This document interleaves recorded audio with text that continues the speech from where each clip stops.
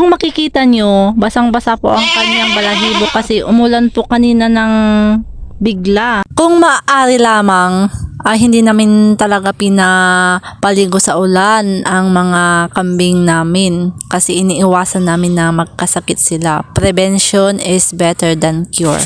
Dahil tumila naman na ang ulan ay ilalabas natin ulit sila. Pero hindi na doon sa dati kasi medyo malayo yun. Kaya nabasa sila kasi parang ayaw nilang umuwi. Kaya yun, tuloy nabasa talaga sila. Kaya dito na lang muna natin sila ipapastol sa likod ng bahay namin. Matagal na rin hindi nakapastol dito. Tingnan nyo, malalago na naman ulit yung mga damo.